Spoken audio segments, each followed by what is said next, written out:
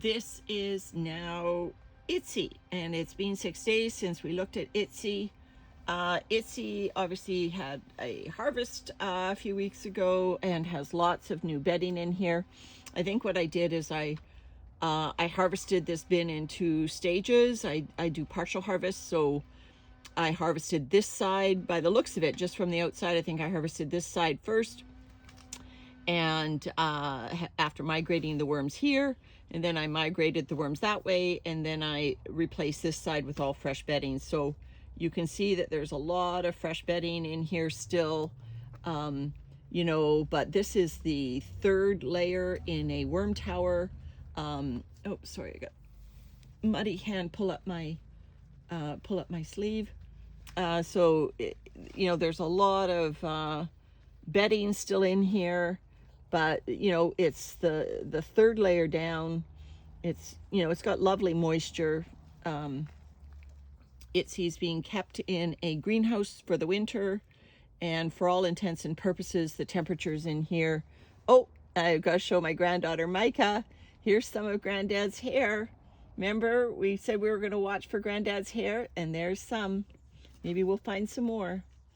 So Itsy is, was harvested recently. So, these worms are working through, and because they're in a greenhouse, they don't really realize it's October, the end of October, and it's, they should be slowing down. I don't really think they are, according to the other levels that I've looked at today. I think the worms are still going at it because, on a sunny day, it gets, in the high 20s in here. And even on a muggy day, it'll get into the low 20s. So, this is like early summer, midsummer temperatures actually. And at night, it doesn't get much below 11 degrees. This is the bin that you can also see that I put lobster shell in, and and it is just so breaking up. My understanding is that lobster shell has chitin in it, different from eggshell, so it is not a pH buffer. But it provides a nutrient that the worms, I'm not going to say need, but use. It's a unique nutrient that my understanding is that they can utilize, and will give diversity to the castings in terms of the nutrient composition. So that's always a plus. This looks like something they were interested in on this cardboard. I can't believe that they would be that interested in a piece of cardboard. That might be it's not black like a banana peel. We do sometimes have mango. I think this is a leftover peel of something that they've gotten into. Like I said, this is the third level down in a tower system. Despite that, this is not too wet. I'm really pleased with the moisture management in this tower in the greenhouse. These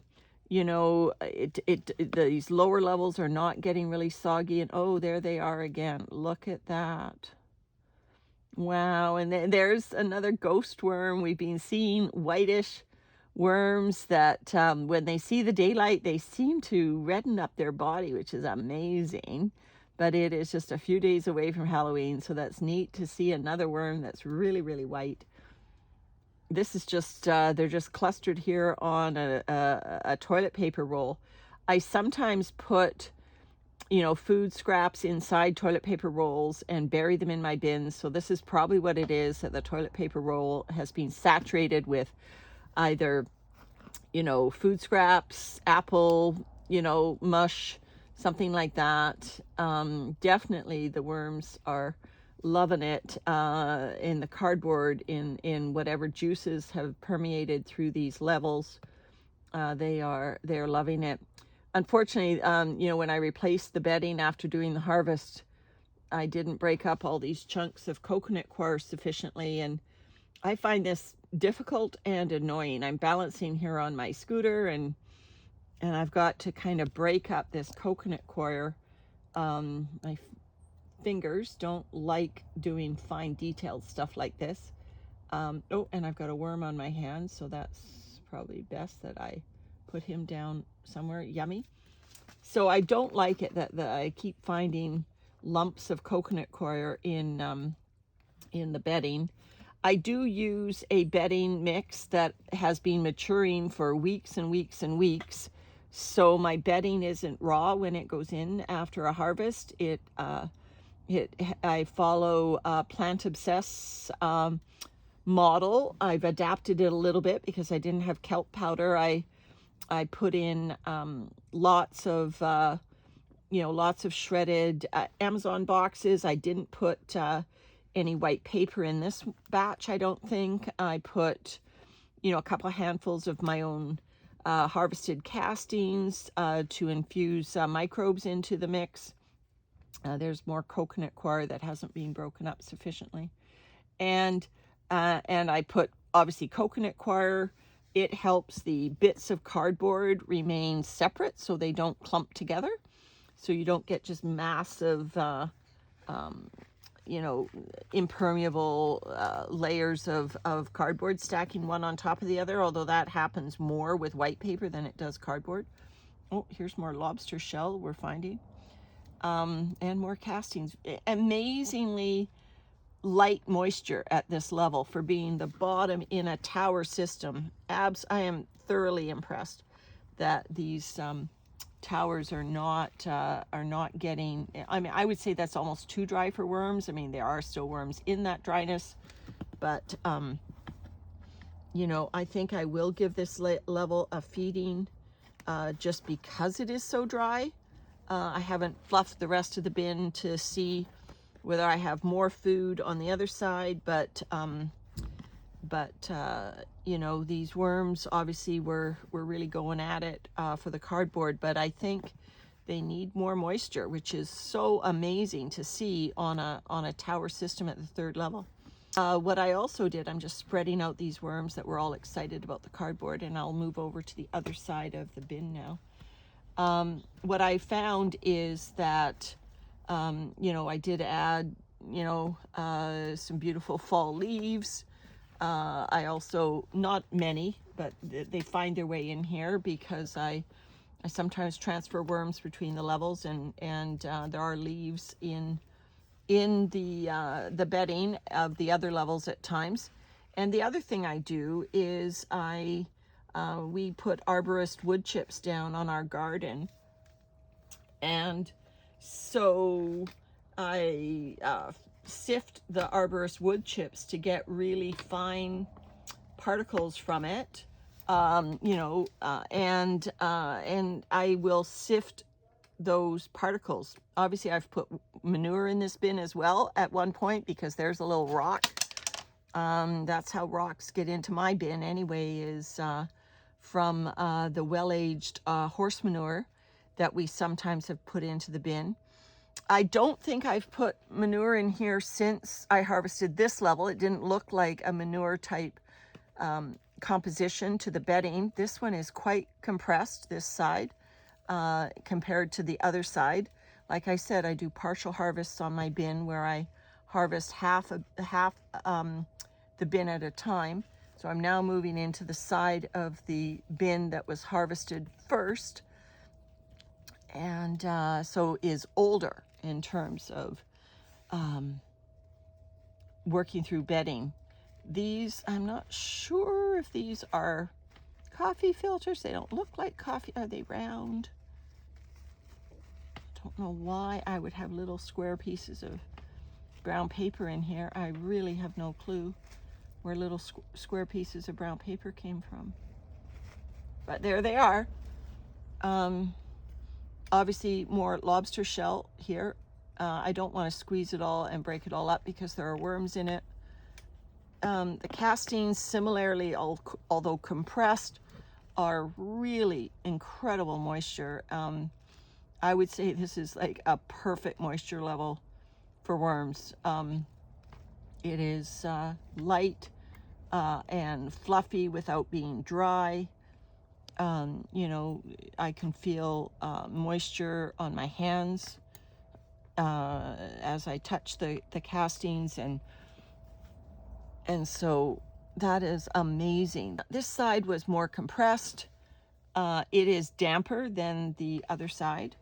There's sticks. Sometimes you get sticks in from the sifted wood shavings, wood chips.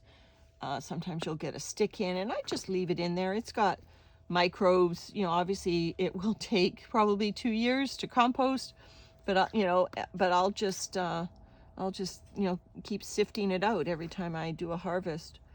But yeah, the worms are doing fine, and the moisture levels are perfect. So obviously I often feed to the side, so I'm probably coming across a different another feeding site here. This one probably oh, there's another really whitish worm. So these look like old egg cartons. Often I will feed in an egg carton. So that's what that looks like, is an egg carton with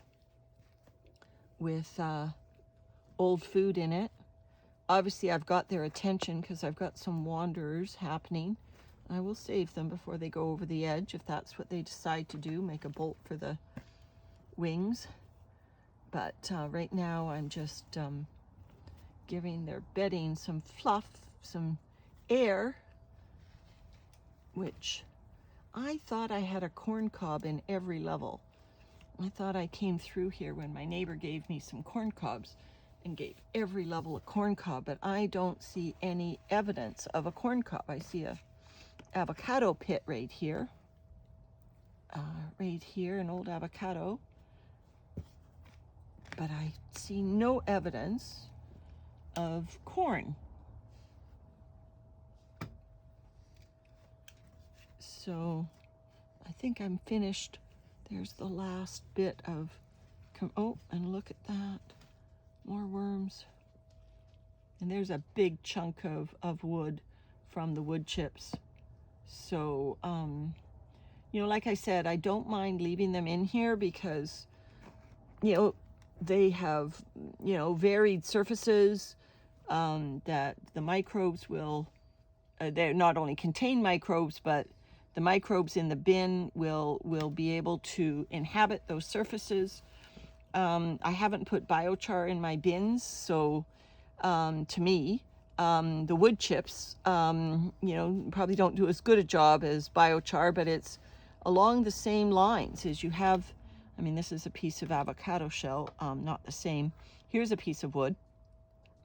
So you've got a piece of wood chip that has multiple little pores and fissures in it that are invisible to our naked eye, that the microbes will be able to inhabit. And yes, the worms will break them down over time, but that's not the point. The point is that they will be a reservoir of microbes to continue to help the worms, the bedding, the food breakdown, over a much longer period of time. So this is, anyway, this bin is in beautiful condition. I really can't say, you know, enough about it. Like I said, this one we now call Itsy, and it is by far in the best shape of any of the bins that I've looked at. This is my third bin I've looked at today, and I will give it a feeding and and then check in on it again. I've got another check-in planned on Wednesday, and today's Saturday, so I'll bury this brown paper up and then go get some food and feed it up, and hopefully the worms will forgive me one more fluff. Anyway, that's it for now. Really lovely to see Itsy doing so well. Talk to you later.